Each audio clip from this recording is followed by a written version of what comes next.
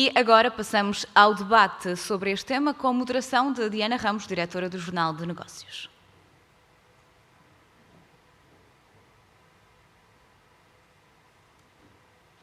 Olá de novo e antes de mais agradecer à Margarida esta excelente abertura que nos dará aqui pano para mangas no painel do debate que se seguirá.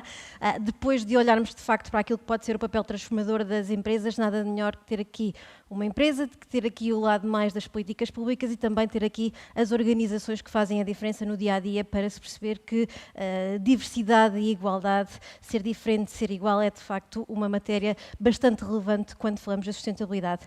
E para se juntar a mim ao palco neste debate, eu pedia que viesse até aqui o André Vilas Boas, ele é o fundador do projeto Race for Good, Graça Fonseca também, CEO e cofundadora da Because Impacts, o Rui Diniz, que é o CEO da rede hospitalar CUF, e a Sandra Ribeiro, que também está ali, Presidente da Comissão para a Cidadania e a Igualdade de Género. Muito bem-vindos a todos. Podem-se, André, se calhar eu pedia-lhe que se sentassem consoante tu foi aqui indicando, o André, a Graça, o Rui e a Sandra também, até por causa dos micros e para não estarmos aqui a trocar as voltas. Por favor, sim, Sandra. Sim.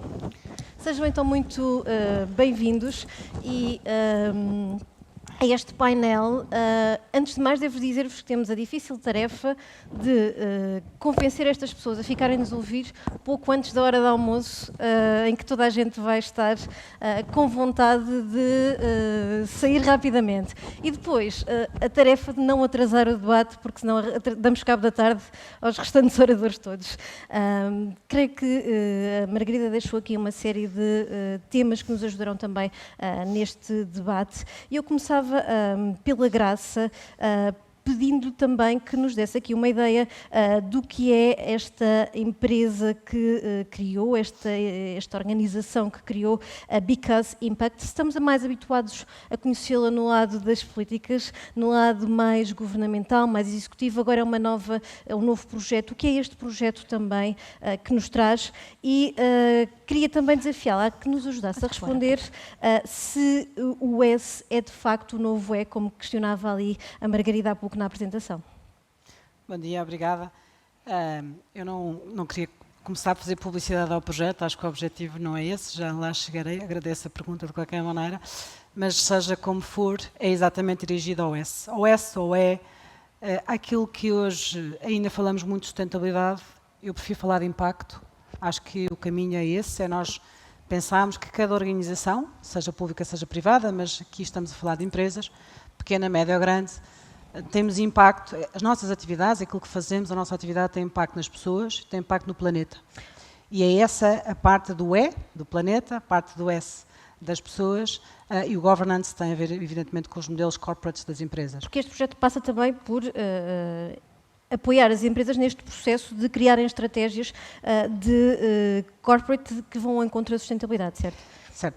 Pegando aqui na questão do S, que a Margarida colocou e que eu acho que pode ser claramente o novo E, muito de acordo com o que disse, na perspectiva em que está muito standardizado aquilo que as empresas hoje sabem que têm que fazer de medir das emissões de CO2, da circularidade, da questão dos resíduos, enfim, há um conjunto de standards que hoje as empresas conseguem medir.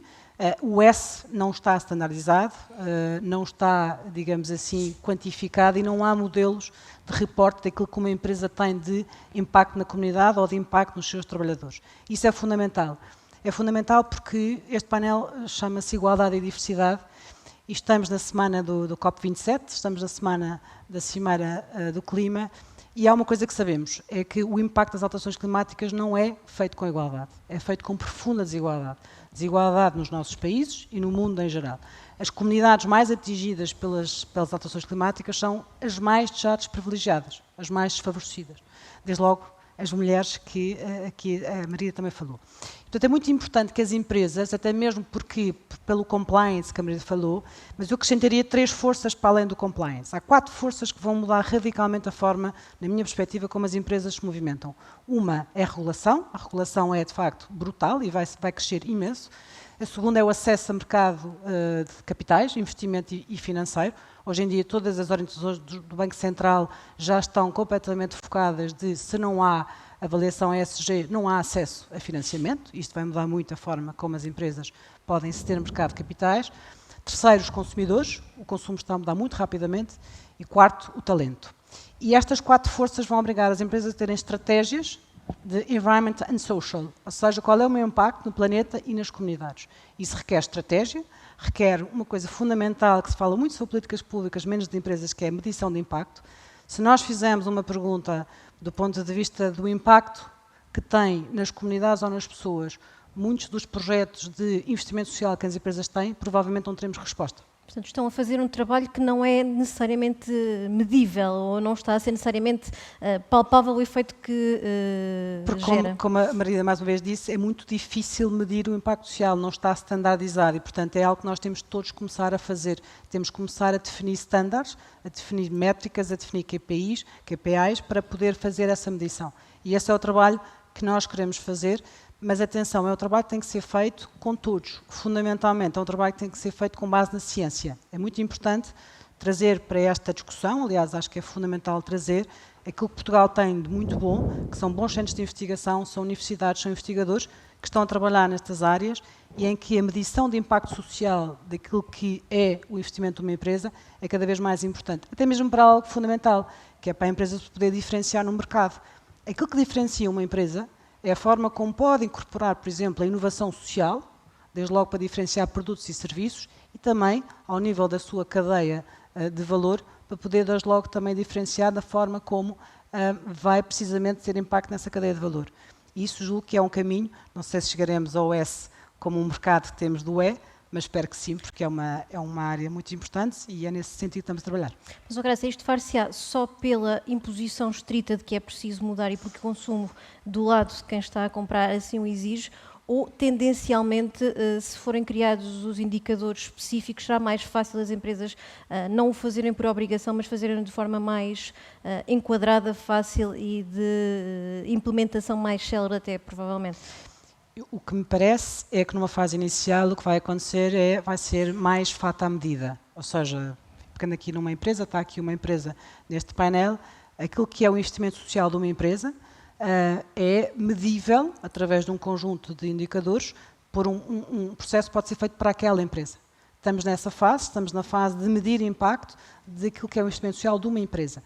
Provavelmente um dia chegaremos, espero eu, à fase em que exista maior standardização, ou seja, que seja possível comparar, do ponto de vista do mercado global, aquilo que é o meu impacto social da empresa que aqui está em Portugal e de uma empresa que está noutro país.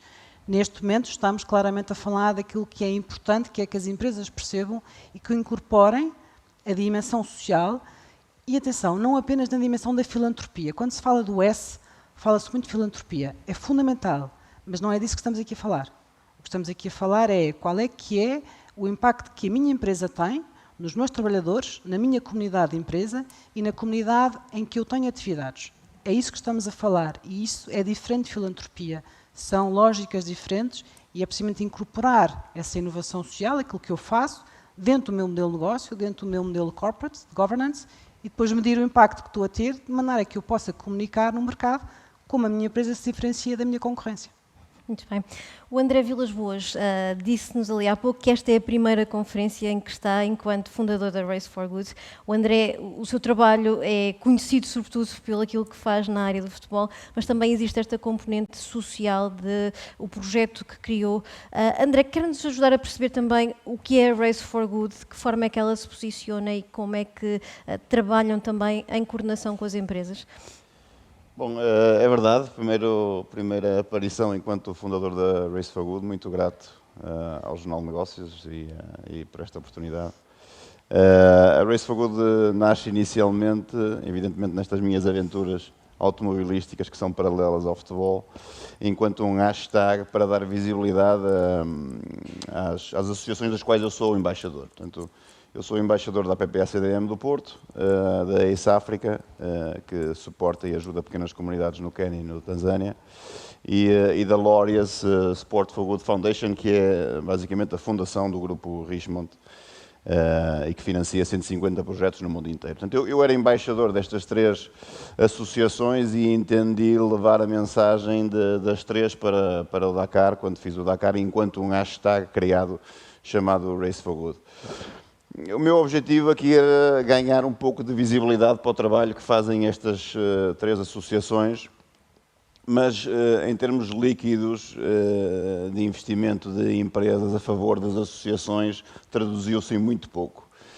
Depois, mais tarde, comprei o espaço publicitário de um carro que fez o Rally de Monte Carlo e decorei-o todo com o nome da Ace África, com o objetivo de angariarmos fundos também para a Ace África, e isso traduziu-se realmente em muito pouco investimento para o donativo para a associação, para a Ace África, e é aí que eu decidi inverter aqui um pouco as coisas. Percebeu que a lógica não estava a funcionar e que era preciso fazer diferente. Basicamente é usar o poder do desporto como meio de financiador de instituições de cariz social no mundo inteiro.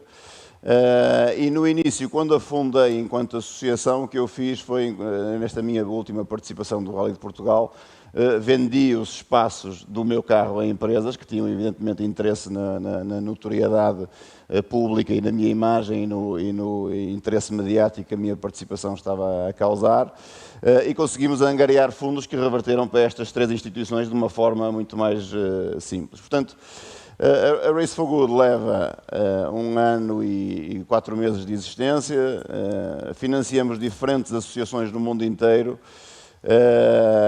Porquê? Porque nós convidamos os embaixadores de várias nacionalidades a juntarem-se a nós e a trazer as suas preocupações às quais eles estão emocionalmente vinculados. Portanto, isso dá-nos uma abrangência muito maior a nível de apoio a instituições de cariz social no mundo inteiro. E dessa forma, com a imagem destes embaixadores, criamos eventos desportivos, experiências, para angariar fundos para as diferentes instituições. Normalmente, quando convidamos um embaixador, o primeiro evento que fazemos em conjunto e a angariação de fundos é dedicada especificamente à associação que ele quer apoiar, e a partir daí fazemos numa taxa de 50% para as que nós defendemos enquanto Race for Good e 50% para as que são do embaixador que estiver envolvido nesta angariação de fundos. Portanto, nós nesta fase estamos muito ligados ao aspecto motorizado, o que toca aqui um bocadinho algo sensível no aspecto ambiental. A outra área da sustentabilidade. Evidentemente, mas é uma coisa que estamos muito preocupados. Portanto, agora estamos num processo de namoro e de conquista dos surfistas, dos snowboarders, dos skaters. Lançamos aqui um desafio ao Gustavo Ribeiro, que se tornou número 1 de skate mundial aqui há 2 dias, para se juntar a nós. Esse está lançado, ao Frederico Moraes também no surf, à Teresa Bonvalor. Portanto, gradualmente crescer em número de embaixadores, para que as empresas depois possam selecionar da nossa rede de embaixadores quem é que querem utilizar e, em consequência, que a associação das associações que nós apoiamos querem apoiar. Portanto, nós em 1 ano e meio de existência angariamos 150 mil euros, distribuímos 150 mil euros. Nós funcionamos basicamente como uma mediadora das associações. Ponto de contacto. Como um ponto de contacto. Portanto, não, por diferentes razões, que já discuti aqui com a Graça, não tivemos o direito ainda a ser uma IPSS, porque não temos um local físico onde executamos as coisas. Esse local físico é a minha casa e eu vou desenvolvendo os nossos projetos Race for Good com o João Begonha Borges, que está aqui ao meu lado, que é o meu CEO. E tanto funcionamos neste nosso pequeno escritório e não conseguimos o direito a tornar-nos uma IPSS, nem vamos conseguir a instituição de utilidade pública, porque são precisos 10 anos de atividade para o conseguir. No entanto, o que é que fazemos? Somos o meio e o veículo que liga a empresa normalmente a IPSS, porque temos essa preocupação de suportar projetos que estão ligados a associações que já são elas IPSS. E dessa forma as empresas têm as vantagens e benefícios fiscais que todos conhecemos. Mas hoje em dia sente que já há um maior envolvimento do lado das empresas ou continua a ser aquilo que a Graça dizia de ser mais uma lógica filantrópica do que tentar fazer a mudança? Porque as mudanças também se fazem dentro das empresas. Percebo, isso já não me toca a mim responder, se calhar aqui o Rui poderá responder de melhor forma. Mas sente as empresas mais envolvidas agora que o processo... Sinto, nós somos muito... Ora bem, quem nos contacta são as próprias associações. mediante as dificuldades que as várias estão a atravessar. Portanto, temos evidentemente, no caso dos problemas atuais da sociedade relacionados com as taxas de inflação e a guerra Rússia-Ucrânia, temos tido muitos contactos de desespero de associações que procuram o financiamento. Depois, repare, nós tentamos apoiar as nossas, mas não queremos crescer, não podemos crescer muito mais além das que já defendemos, porque depois, em termos líquidos, reflete-se em menor quantidade de donativo para as associações que nos procuram. Portanto, tentamos limitar aqui ao máximo de 10, 15 que vamos operando e apoiá-las dessa forma. Portanto, nós apoiamos várias associações, além das 3 que já vos mencionei. Temos um projeto com a Santa Casa da Misericórdia do Porto, temos o Banco Alimentar do Porto também que apoiamos, a Porto Solidário, o Café Joiô, que é um conceito muito interessante, mesmo em frente a São Bento, que emprega apenas crianças com deficiência. Portanto, damos apoios em termos financeiros a estas instituições, tentamos limitar-nos a elas. Evidentemente sinto que às vezes será mais de um sentido filantrópico por parte das empresas, de mostrar e estar a corresponder perante as exigências que são expectáveis, mas é um problema. Um passo de cada vez. Muito bem. Rui Diniz, o Rui gera uma rede hospitalar que, no que toca à diversidade, tem desde as profissões mais especializadas, algumas mais viradas para a área tecnológica, depois a parte mais administrativa, até a parte dos cuidados. Diversidade não falta quando olhamos para uma empresa que é também uma rede hospitalar.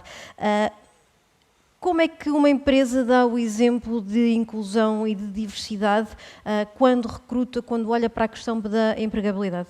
Muito obrigado pelo convite e obrigado por estar aqui neste painel.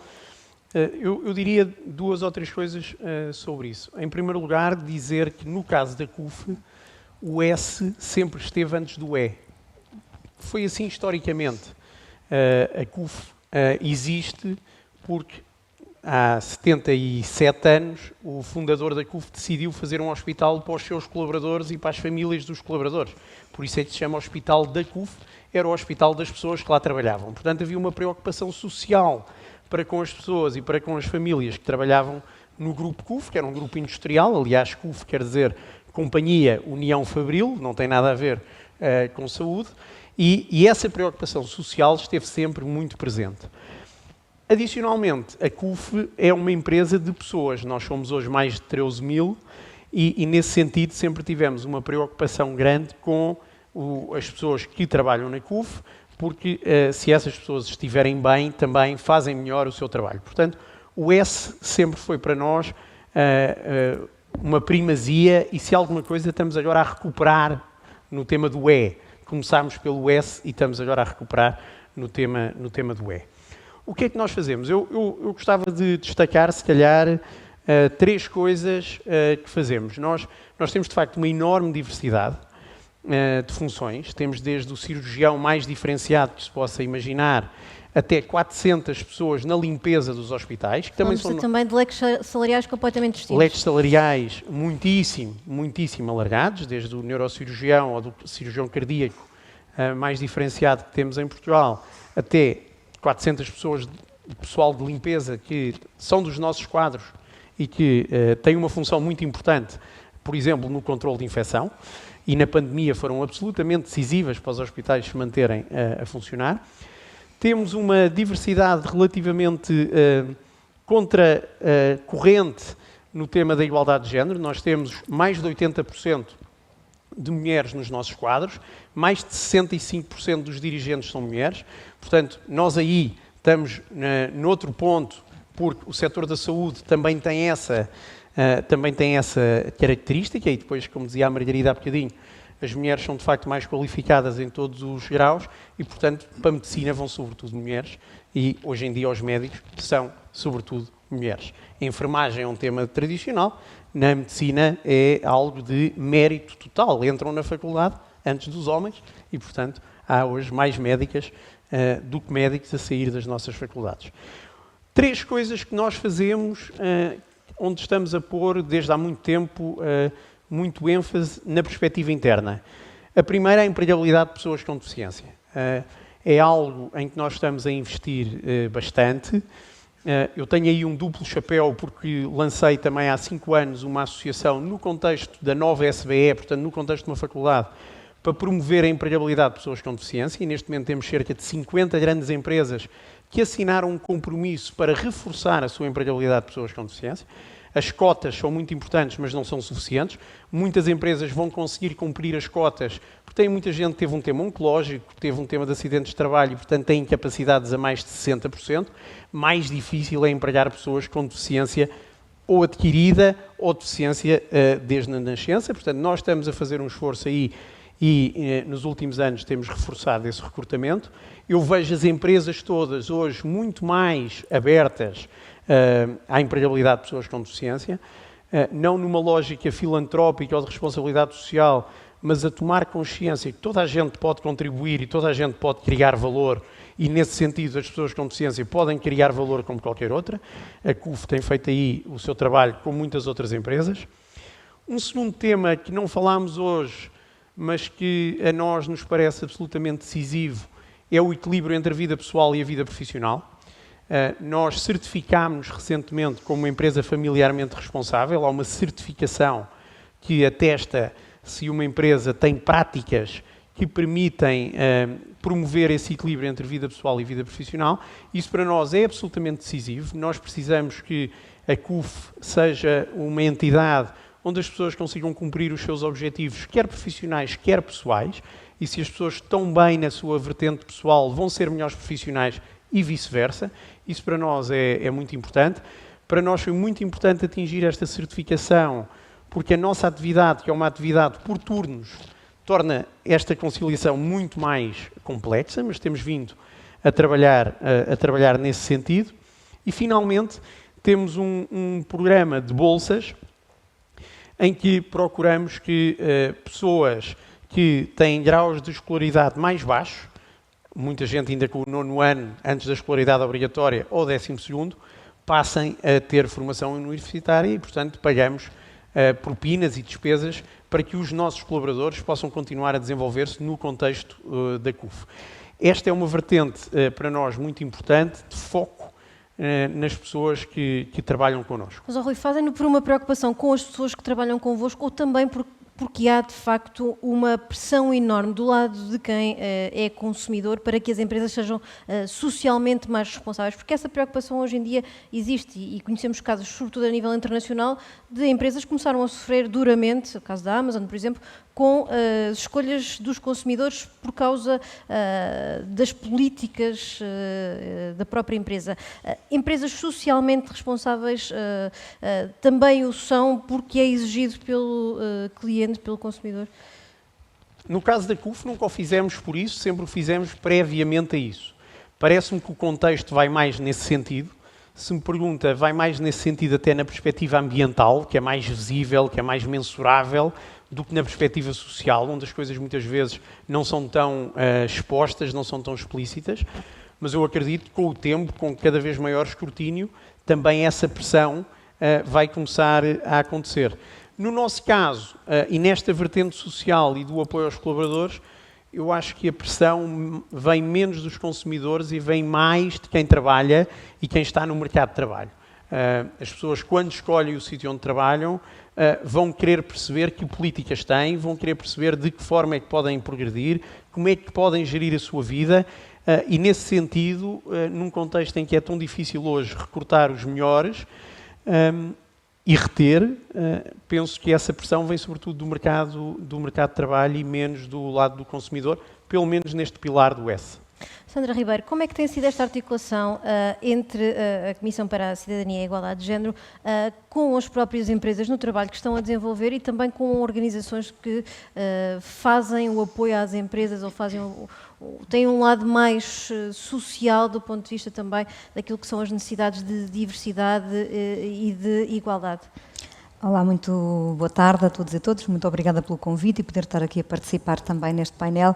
Bom, a Comissão para a Cidadania e Igualdade de Género é uma direção-geral da Administração Pública que já existe há 45 anos. Foi mudando ligeiramente o seu nome, mas tem, enfim, já tem uma herança muito grande de existência.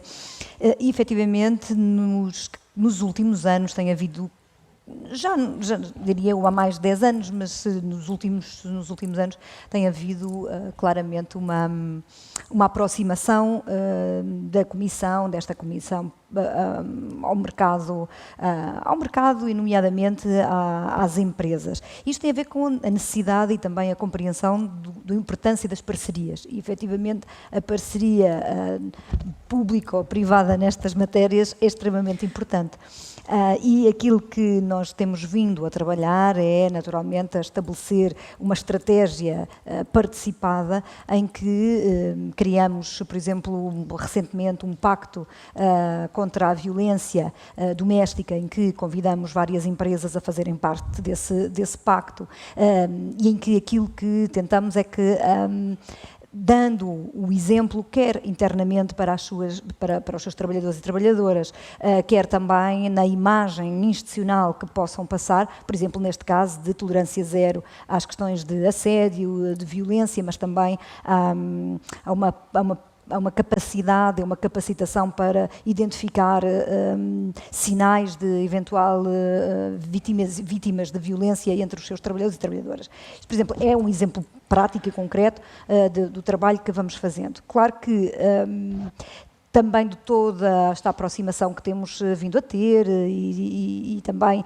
ao nível dos parceiros sociais, que também é um trabalho que é feito, aquilo que se nota é um pouco o que foi dito aqui, até agora de alguma forma, que é, há cada vez mais empresas que tomam consciência efetiva e real e incorporam as questões da diversidade e do combate à não discriminação e da igualdade como ferramentas fundamentais da sua gestão de recursos humanos e da sua própria governança interna e do seu posicionamento no mercado, mas eu diria que ainda há uma grande fatia que não vê bem isso assim e ainda está um pouco naquela lógica do fica bonito na fotografia, mas ainda não incorporou exatamente estas questões.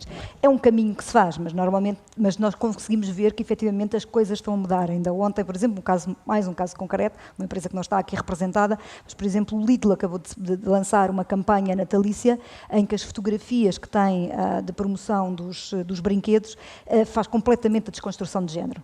Tem as raparigas a brincarem com carrinhos e foguetões e os rapazes a brincarem com bonecas. Isto é um exemplo extremamente interessante de como as coisas efetivamente começam a mudar. Sandra, mas isso ajuda-me também aqui a lançar-lhe aqui uma questão sobre, muitas vezes existe uma crítica de que as empresas no seu papel transformador têm andado até mais depressa do que as políticas públicas. É uma crítica justa? Dava aqui o exemplo do papel desta empresa na promoção da igualdade de género e da diversidade. Eu não me parece que tenha andado mais depressa que as políticas públicas. Aliás, Portugal, até nesta área, ao nível das políticas públicas, tem um papel, nos últimos tempos, pelo menos nos últimos 10 anos, bastante modernista, diria assim, e não está nada fora dos parâmetros europeus, ao nível das políticas públicas que vai desenvolvendo, ao nível da legislação, por exemplo, que é bastante também inovador e progressista. Outra coisa é o que se passa na prática, outra coisa é, efetivamente, a sociedade, o dia-a-dia e a incorporação das questões de igualdade de género, mas não na igualdade de género entre homens e mulheres, na questão da promoção dos direitos das pessoas LGBTI, na questão também étnica e religiosa. Aí é que, efetivamente, eu diria que a evolução não está a ser assim tão grande quanto isso e ainda há muitos obstáculos na prática. Graça Fonseca, é hoje mais fácil convencer as empresas que, de facto, há um dividendo resultante da diversidade, que há um ganho financeiro vindo da diversidade e da responsabilidade social também das empresas?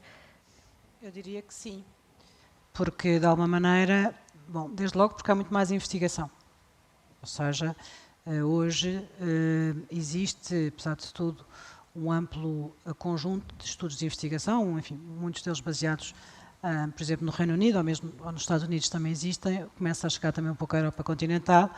Em Portugal também começamos a ter alguma investigação em que precisamente há uma demonstração bastante evidente daquilo que é o impacto económico numa empresa, da incorporação no seu modelo de negócio de determinadas práticas corporates para a área do S, diversidade, igualdade, aliás, o Rui aqui referiu algumas. Só para dar um exemplo do que é que estamos a falar, para dar exemplos práticos, acho que ajuda sempre nestas discussões. O Rui falou do exemplo da CUF sobre a questão de pagar aos seus colaboradores, no fundo, prosseguir os seus estudos. Há um caso relativamente conhecido, eu não vou dizer, é uma empresa americana, há um caso relativamente conhecido em que a empresa, precisamente para poder resolver o problema que todas têm, de ter talento, de conseguir recrutar e, portanto, expandir a operação, o que fez basicamente foi pagar as propinas, não aos seus trabalhadores, mas àqueles que querem que venham a ser os seus trabalhadores. E com esse investimento social, se quiser, ou seja, uma política de inovação social que foi incorporada no modelo de negócio da empresa, que conseguiu desde logo responder a um problema que é um problema social, é um problema de impacto social que tem a ver com a questão da falta de qualificações de uma população. Portugal tem, aliás, esse universo. Nós pensamos no famoso universo dos nem, dos que nem estudam nem trabalham. Em Portugal, apesar de tudo, é relativamente elevado esse universo. Há, por exemplo, aí uma possibilidade, que foi o que esta empresa fez, para recrutar mais talento, para conseguir ter pessoas, fez precisamente esse investimento social de pagar as propinas a novos trabalhadores. Ou o caso mais radical de uma empresa de seguros, um grande grupo de seguros, que investiu nos índices de saúde da população, pode parecer contraditório, mas não é, conseguindo com isso precisamente ter custos mais baixos, porque se nós aumentarmos a nossa saúde, a probabilidade de precisarmos de ativar um seguro de saúde é bastante menor ao longo da nossa vida. E, portanto, se a nossa saúde melhorar, eu vou continuar a ter um seguro de saúde, mas vou provavelmente acioná-lo menos vezes, ou provavelmente não preciso. Isto é outro exemplo de incorporar medidas de inovação social que fazem com que a própria atividade da empresa se torne ela própria mais diferenciadora e, portanto, isso tenha evidentemente impactos económicos na sua atividade. Ao mesmo tempo, estando naturalmente a fazer algo que é fundamental, que é a dar resposta a soluções e desafios globais que hoje todos temos, todos os países têm, do ponto de vista daquilo que é a coesão social. Mas a parte financeira vai ser a parte mais fácil para convencer as empresas neste modelo transformador, neste seu papel transformador? Sim, vamos ver, aquilo que é o impacto ou aquilo que é a política de sustentabilidade de qualquer empresa tem que ser naturalmente sempre articulada com aquilo que é o seu resultado económico, o seu resultado operacional. Qualquer empresa tem que justificar aos seus acionistas quais são os seus resultados, é assim que funcionam as empresas. E, portanto, desse ponto de vista, é fundamental voltar ao início, quando eu dizia que é preciso ter estratégia, ou seja, a estratégia precisa de trazer para aquilo que é o modelo de negócio da empresa, o que é as suas práticas que incorporam a inovação social e que depois é possível medir o impacto social. É fundamental as empresas, é fundamental que começarmos a medir o impacto social, qual é que é o impacto social que eu tenho com esta medida, até porque depois podem decidir, porque senão não podem decidir, porque a política que está a ser adotada pode não ser a certa. Depende das respostas àquilo que for medido relativamente ao impacto da política. E muito rapidamente, esta crise que estamos agora a experienciar também pode gerar mais respostas sociais do lado das empresas? Eu diria, enfim, como começou no início, eu venho muito das políticas públicas, eu tenho mais de 20 anos de políticas públicas, mas há algo que sempre tentei ao longo da vida e que agora quero tentar fazer nos próximos anos. Nós devemos mais colaborar em conjunto e trabalhar em conjunto do que estar em polos opostos, ou temos uma abordagem de a responsabilidade está de um lado, a responsabilidade está do outro. A responsabilidade está do lado de todos. Se nós não conseguirmos ultrapassar os grandes desafios que temos nos próximos 50 anos, até 2050, vamos colocar assim, é indiferente estarmos com esta abordagem se a responsabilidade é de um ou do outro. É de todos, é coletiva. E, portanto, é fundamental que quer as entidades públicas, quer as empresas, percebam que há um conjunto de desafios à frente e que temos de ter soluções para elas. Repare, deixe-me só dar um número muito rápido. quando nós falamos de alterações climáticas, o impacto em Portugal é profundamente diferente. Aquilo que é o impacto no Alentejo ou que é o impacto no Norte é profundamente diferente. O mesmo se passa no mundo. Nós sabemos que a expectativa, por exemplo, de aumento de refugiados climáticos, que é uma coisa que se fala pouco, mas que se devia começar a falar bastante mais, estima-se que ultrapassa 1 milhão até 2050. Portanto, ou seja, há um conjunto de desafios que, no fundo, são os desafios de justiça climática, porque tem o S e o E, e é isso que nós devíamos estar a discutir, é exatamente o S e o E no mesmo quadrado. Vão andar lado a lado. Não, eles, na verdade, um sem o outro não vai andar. E esse é o ponto que me parece que temos aqui que se calhar, colocar do ponto de vista da discussão. Claro que crises, como referiu, e como aquela que vamos viver, que estamos a viver, é uma crise diferente da anterior, mas estamos a ver uma crise, naturalmente tem um impacto sobre, mais uma vez, as pessoas que já de si têm condições mais desfavoráveis e, portanto, existe todos nós, naturalmente, respostas mais ambiciosas. André, dos projetos que já foram levando a cabo, qual é que sentiu que fosse mais transformador ou marcante, que tenha, de facto, ajudado a fazer mais a diferença?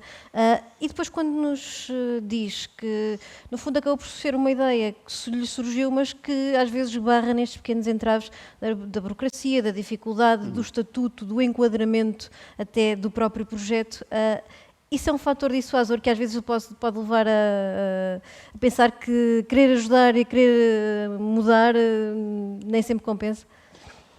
Não, isso foi mais interpretação da lei aqui, porque nós, evidentemente, temos um foco em fazer o bem em diferentes associações.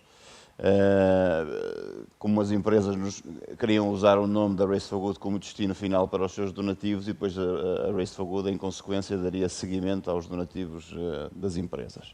Portanto, desta forma, até achamos, do ponto de vista ético e moral, melhor, porque foi uma das razões, aliás, que decidimos não ser uma fundação, pelas questões que ultimamente têm sido levantadas com os benefícios relacionados com as fundações e os escândalos que às vezes as circundam. Das várias causas, nós não temos uma causa preferida, e aqui é uma questão que é importante. O que falava daquele projeto do Café Joiô, por exemplo, mas... Sim, o Café Joiô, mas há aqui um aspecto sensível para nós, enquanto Race for Good, que é, nós fazemos questão de distribuir os donativos. A aplicação do donativo corresponde à responsabilidade das associações. Portanto, nós damos essa liberdade e às vezes somos confrontados por parte da empresa com a que é que foi destinado o nosso donativo, que é outra das questões que atualmente se colocam às associações e no caso do escândalo de Pedrógão, por exemplo, fomos todos bem confrontados com o que se passou. Portanto, nós também, enquanto Race for Good, queremos escolher projetos credíveis e associações que depois nos expliquem qual é que foi a aplicação direta dos donativos que são feitos pelas empresas. Portanto, nós temos essa preocupação de filtrar com as associações como é que é feito o utilizar desses donativos, que fins, que consequências e que impacto, para que depois os próprios possam usar usufruir também de uma consciência e orgulho do gesto que tiveram. Portanto, há uns que me tocam emocionalmente mais que outros. No caso do Café Joiô, da PPA-CDM do Porto, eu estou vinculado emocionalmente a eles porque cresci em frente à PPA-CDM do Porto, na Rua Tenente Valadim. Portanto, vi durante a minha juventude, dos meus 8 aos 17 anos, as carrinhas das crianças da PPA-CDM a deslocarem-se para a associação, as dificuldades que estavam inerentes à sua mobilidade e às capacidades cognitivas que não tinham.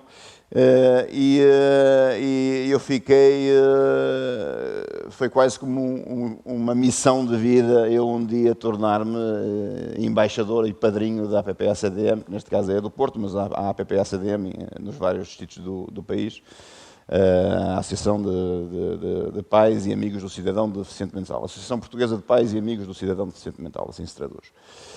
Portanto, eu estou mais emocionalmente vinculado a elas. Eu aqui gosto muito de usar a palavra emocional e por isso com os diferentes embaixadores provoco-os nesse sentido, porque nesse sentido tenho maior aplicação mesmo dos esforços dele para com as associações que eles defendem. Tanto, eu depois há bocado esqueci-me de referir, nós nestes 4, digamos que principais embaixadores, está o Sebastião Augier, 9 vezes campeão do mundo, está o Miguel Oliveira, está o Zé Pedro Fontes, 8 vezes campeão nacional de rallies, e o António Félix da Costa, que está no Mundial de Resistência em Alemã. E estamos também no Mundial de Enduro. Isto é um novo conceito que queremos explorar, ou seja, que é um conceito onde cada inscrição de cada atleta em diferentes competições, neste caso específico estamos no Campeonato do Mundo de Enduro, um percentual reverte a favor da Race for Good e em consequência a favor das nossas associações. Portanto, este é um novo conceito que queremos explorar no que toca às competições. Portanto, eu estou mais vinculado emocionalmente e estou mais presente nas questões da PPA-CDM do Porto, nas questões do Café Joiô. Agora, a aplicação do donativo corresponde muito às responsabilidades de cada associação. Tentamos ser um pouco mais agressivos no controle da forma como é aplicado os nossos donativos, para que depois possamos explicar também às empresas a que é que foi destinado os donativos de cada uma. E esse é de facto um exemplo claro de inclusão bem sucedido e de inclusão que integra acima de tudo esse que acabou de referir do Café Joiô. Rui, olhando para aquilo também que é a responsabilidade das empresas e no atual contexto que vivemos, que é um contexto de maiores dificuldades de gestão, um contexto de crise, há pouco o Vítor do Prado dizia na apresentação que fez, não foi neste painel, foi no anterior, que falar é fácil, difícil é uma empresa de facto conseguir atuar num momento de tanta dificuldade, num contexto social desafiante. É também um contexto que marcará a diferença entre as empresas que devem introduzir padrões de responsabilidade neste momento?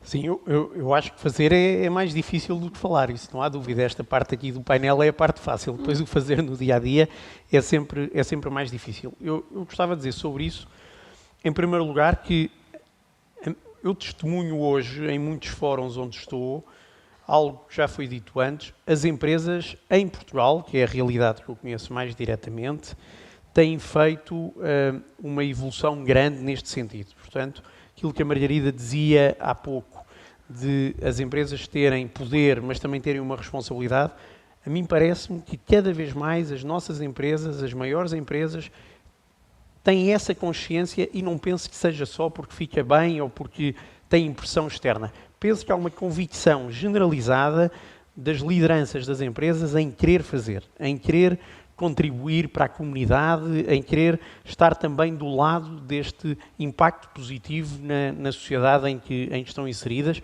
Há hoje uma muito maior consciência do papel que as empresas têm na comunidade. Portanto, eu gostava de dizer isso. Penso que é cada vez mais generalizado. O exemplo das empresas grandes é muito importante porque trazem outras atrás. Mesmo sem ser por imposição, o exemplo é muito importante e eu vejo isso com clareza. Esta crise, com a inflação com que estamos confrontados, constitui um enorme desafio. Nós, no nosso caso concreto, uma parte muito importante dos nossos custos são salários. Em muitos casos, salários de pessoas que têm rendimentos baixos. E, portanto, nós temos que ir de encontro à reposição do rendimento dessas pessoas que ganham menos. Estamos, neste momento, nessas discussões, estamos todos em... Vão dar esse passo para o próximo ano? Vamos tentar dar esse passo, diferenciado. Penso que o Governo aí teve um caminho que foi interessante, que é aumentos percentualmente superiores a quem ganha menos, percentualmente inferiores a quem ganha mais. Penso que temos também que ir nesse sentido. Não é muito útil na lógica de ir subindo o salário médio face ao salário mínimo, mas neste tempo em que estamos a viver esta inflação, O que é absolutamente fundamental é garantir que quem ganha menos tem o seu poder de compra reposto e, portanto, nós estamos atentos a isso. Parece-nos que é fundamental fazê-lo de uma forma que seja recorrente. Temos pensado muito nos temas que têm surgido, e bem, positivamente, de algumas empresas, com bónus específicos, pontuais, o que é positivo, mas o que é fundamental é, para além desses bónus, ter um aumento de salário, porque as pessoas têm as suas despesas, têm os seus custos todos os meses e, portanto, nós estamos neste momento em sede de orçamento a focar-nos muito de que forma é que podemos, para todos os que trabalham connosco, ir de encontro às necessidades que têm, necessariamente mais a quem ganha menos, menos a quem ganha mais, com as implicações necessárias que isto se vai traduzir num aumento de preços, num aumento de custos com a saúde. Não há outra forma. Refletindo isso também depois nos não há forma clientes, diferente de o fazer, porque os fatores que entram para podermos prestar os nossos cuidados são hoje mais caros. Nós falámos dos salários, mas eu podia falar do impacto da energia no caso dos hospitais. Os hospitais, ao contrário de outros, têm sempre o ar-condicionado ligado, não dá para desligar, tem mesmo que estar ligado. Os aceleradores lineares, as ressonâncias magnéticas, os tacos, consomem muita energia e é fundamental que estejam. E, portanto, nós temos impactos enormes em custos.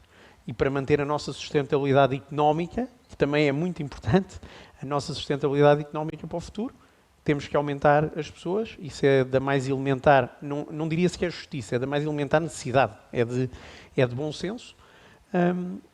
Temos depois também que refletir isso nos preços, não há outra hipótese. Muito bem. Sandra, para finalizarmos aqui este debate, há pouco, no arranque desta conferência, Guy Verhofstadt lembrou, e bem, o papel do governo português quando teve a presidência da União Europeia e quando aqui ao lado, no Porto, também conseguiu juntar líderes naquilo que foi um momento emblemático da presidência, que foi a Cimeira Social. O que é que já se caminhou de então para cá, em temas, por exemplo, como a agenda do trabalho digno, em temas como a questão das desigualdades salariais, em temas no que toca à própria inclusão e às questões migratórias, fez algum caminho nesse sentido?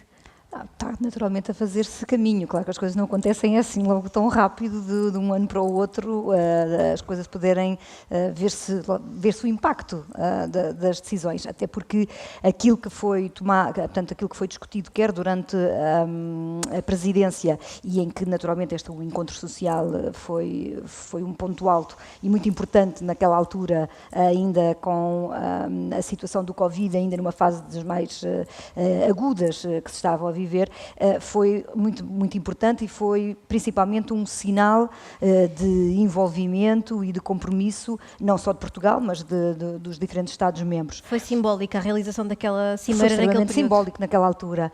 Claro que tem consequências práticas. Neste momento está na Assembleia da República uma proposta de alteração, que foi uma proposta apresentada pelo Governo e que está para discussão, que é exatamente de alterações ao Código do Trabalho, com vista a um reforço desta agenda do trabalho digno. Também.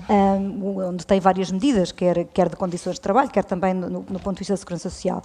E onde naturalmente as questões da diversidade, em particularmente as questões da igualdade, também aparecem bastante acentuadas. Aquilo que aconteceu, ou que nós vimos acontecer, e que tem a ver com estes documentos, mas não necessariamente, tem a ver com também a consequência de medidas que têm vindo a ser tomadas já há mais tempo, é, por exemplo, a questão de estar a fechar a diferença salarial entre homens e mulheres. Estar a fechar, quer dizer, ainda continua bastante, ainda estamos com 13% em Portugal, mas é uma diferença muito grande do que estávamos há 2 anos atrás e do que estávamos há 10 anos atrás, onde tínhamos 18%, 16%. Isto tem que ver com várias medidas e uma delas também é o aumento sustentado que tem acontecido até agora do salário mínimo nacional, por exemplo, no decurso lá está também de acordos de concertação social, lá está esta lógica da importância dos parceiros sociais e em que, efetivamente, vamos ver o que é que acontece agora com toda esta crise de inflação que estamos a viver, mas aquilo que foi possível, lá está, porque apesar de haver, e aqui é muito interessante, a área da saúde, que realmente neste momento tem mais mulheres em todo o lado, tem mais mulheres nos postos de trabalho, mais exigentes do ponto de vista técnico, não é? De médicos, médicas, mas também no apoio à limpeza também onde há mais mulheres.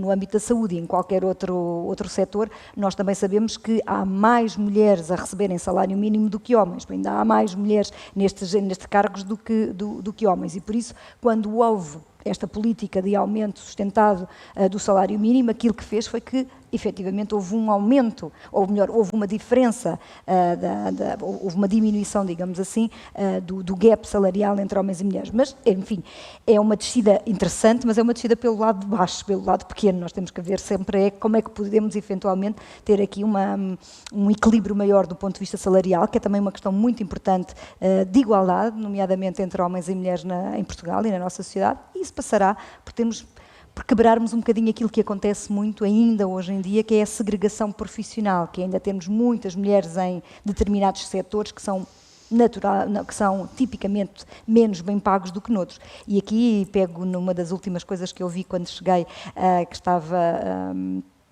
o orador que falou antes no outro painel, em que falava sobre pobreza e como quebrar o histórico de pobreza, em que ele dizia apostar efetivamente nas profissões e na capacitação tecnológica e digital, e aí naturalmente nós temos que ter mais mulheres a trabalhar nessa área, porque ainda temos uma diferença muito grande entre homens e mulheres neste setor, e aí é profundamente importante que se consiga fazer esta mudança, e esta mudança faz-se naturalmente também através da educação. Muito bem. E ficaram aqui, de facto, pontos de vista muito diversos, num painel que mais diverso também não podia ser, mas que teremos que encerrar, senão todos eles nos crucificarão pelo atraso na hora do almoço. Muito obrigada, Graça Fonseca, muito obrigada, André Vilas Boas, Rui Diniz, muito obrigada também, Sandra Ribeiro, obrigada aos quatro por terem estado neste painel e sugiro-lhes que acompanhem depois a conferência, depois desta pausa, se tiverem interesse. Muito obrigada pela presença.